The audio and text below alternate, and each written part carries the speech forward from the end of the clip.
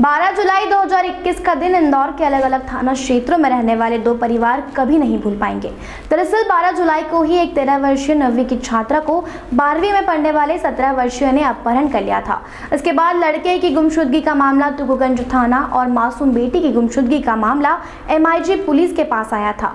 Police के लिए एक चुनौती थी क्योंकि मामला हाई प्रोफाइल परिवार से जुड़ा था। पुलिस ने अपनी कई टीम दोनों बच्चों को खोजने में लगाई और आखिरकार चंडीगढ़ के पास से दोनों नाबालिग छात्र छात्रा को अपनी अभिरक्षा में लेकर इंदौर पहुंचे। दरअसल सत्यसाई स्कूल में पढ़ने वाली 13 साल की मासूम ने जब परिजनों को अपने गुम होने की कहानी बताई तो सबके होश उड़ गए, क्योंकि गुम हुई बेटी ने परिजनों को बताया कि उसका अपहरण किया गया था, ना कि वो अपनी मर्जी से नाबालिग छात्र के साथ गई थी। इधर MIG पुलिस ने नाबालिग छात्र पर अपहरण की धाराओं के तहत मामला दर्ज किया है। पुलिस द्वारा मामला दर्ज होने के बाद गुमशुदगी का मामला अब अपहरण जैसे संगीन अपराध में तब्दील हो गया है। ऐसे में अब सवाल ये उठ रहे हैं कि आखिर इस पूरी साजिश के पीछे कहानी क्या है।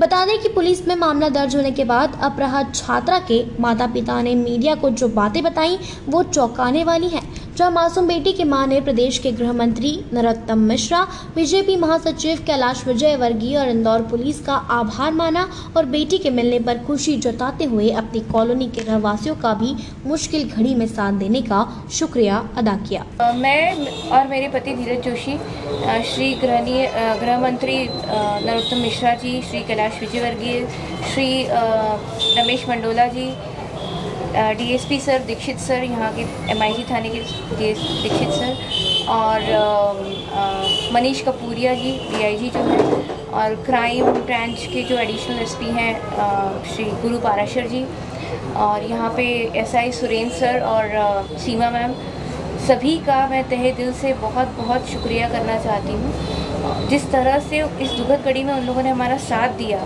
जिस धैर्य और अपनेपन से काम लिया, बहुत प्रशंसनीय है, बहुत ज़्यादा प्रशंसनीय है। मेरे कालिंदी पार्क जहाँ हम रहते हैं वहाँ के लोग 2 दिन तक सोए नहीं हैं, हमारे साथ घूमते रहे हैं। एक पल भी हम लोग दोनों को किसी को भी अकेला नहीं छोड़ा।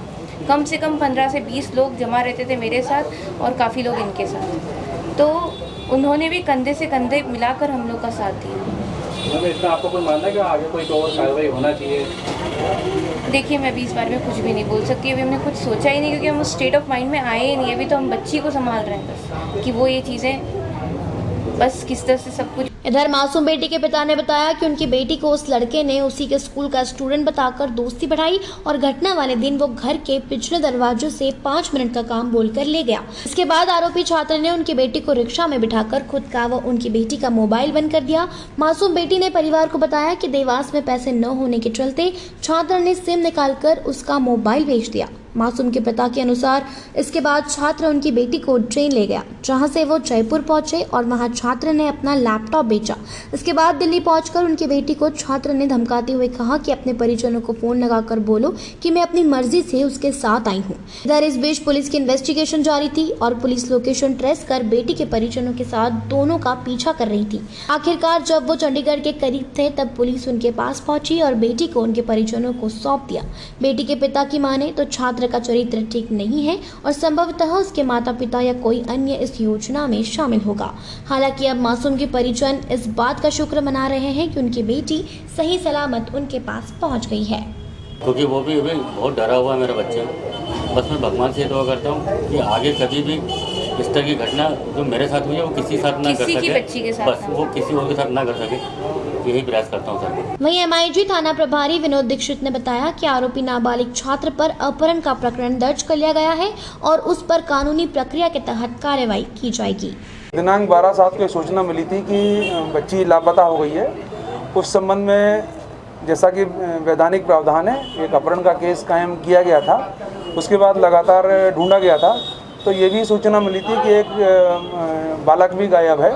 तो ये कंफर्म हो गया था कि दोनों साथ में गए हैं। उसके आधार पर लगातार हमारे द्वारा सर्च किया गया और हमारे थाने के जो सब इंस्पेक्टर सुरेंद्र हैं उनको और फैमिली के मेंबर्स को उनके साथ किया गया और जो सूचनाएं उनसे प्राप्त हो रही उनको शेयर किया गया।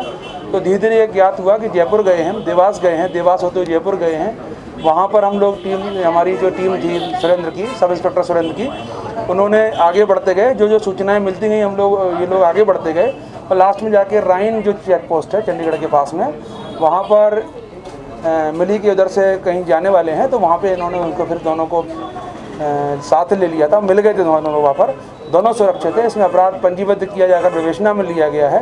और चूंकि वो बच्ची लड़के के पोजीशन से मिली है तो उससे उसने स्टेटमेंट भी दिए हैं, तो उसने ये बताया गया है कि मुझे लड़का जो है बहका कर ले गया था, उसके आधार पर प्रकरण पंजीबद्ध किया गया है। अब जो है चालान प्रस्तुत किया जाएगा। फिलहाल गुमशुदगी के मामले के अपहरण में तब्दील होने पर हर कोई हैरान है, क्योंकि कोई सोच भी नहीं सकता ऐसा काम एक 17 साल के लड़के ने कर दिया।